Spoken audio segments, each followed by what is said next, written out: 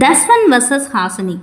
இந்த வழக்கு மூலமாக நமக்கு இந்தியன் பீனல் கோடில் செக்ஷன் 376 சப்செக்ஷன் 3 அப்படிங்கிற ஒரு சப்செக்ஷனை உள்ளே கொண்டு வந்திருக்காங்க. அதில் என்ன சொல்லியிருக்காங்க அப்படின்னு பார்த்தா 21/4/2018 கொண்டு வந்திருப்பாங்க. 16 வயதிற்கு கீழ் இருக்கக்கூடிய குழந்தைகளை பாலியல் செய்த அந்த நபருக்கு என்ன பனிஷ்மெண்ட்டு அப்படிங்கிறத தான் சொல்லியிருப்பாங்க. என்ன பனிஷ்மெண்ட்டு அப்படின்னு பார்த்தா லைஃப் இம்ப்ரெசமெண்ட்டு தான்.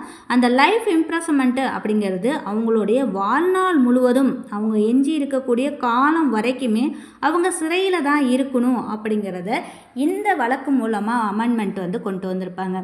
அப்படி தஸ்வந்த் என்ன தான் பண்ணியிருக்காரு அப்படின்னு பார்த்தா, தஸ்வந்த் அப்படிங்கிற பையன் ஹாசினி அப்படிங்கிற ஒரு பொண்ணை 7 வயது குழந்தை தான், அந்த பொண்ணை பாலியல் செய்து பெட்ரோலை ஊற்றி எரித்து ஒரு சூட்கேஸில் வச்சு அடைச்சிட்டு அவருடைய தாயையும் சரளாவையும் என்ன பண்ணிடுவார் அப்படின்னா கொலை செஞ்சுட்டு நகையெல்லாம் பறிச்சுட்டு மும்பைக்கு ஓடிடுவார். மும்பையில் பிடிப்பட்டு செங்கல்பட்டு மகிழா கோர்ட்டில் ஒப்படைப்பாங்க. செங்கல்பட்டு மகிழா கோர்ட்டு அவங்களுக்கு தூக்கு தண்டனை வழங்கப்பட்டிருக்கும். நமக்கு எல்லாருக்குமே தெரியும், தூக்கு தண்டனை லோயர் கோர்ட்டில் கன்ஃபார்ம் பண்ண முடியாது, ஹைகோர்ட்டுக்கு தான் ரெக்கமெண்ட் பண்ணும். அப்போ சிஆர்பிசி 366 படி ஹைகோர்ட்டுக்கு ரெக்கமெண்ட் பண்ணியிருக்காங்க. ஹைகோர்ட்டும் சிஆர்பிசி 368 படி தஸ்வந்துக்கு கொடுத்திருந்த அந்த தூக்கு தண்டனையை கன்ஃபார்மும் பண்ணிட்டாங்க. அதுக்கப்புறம் தஸ்வந்தோட சைடில் ஹானரபிள் சுப்ரீம் கோர்ட்டுக்கு அப்பீலுக்கு போயிருந்தாங்க.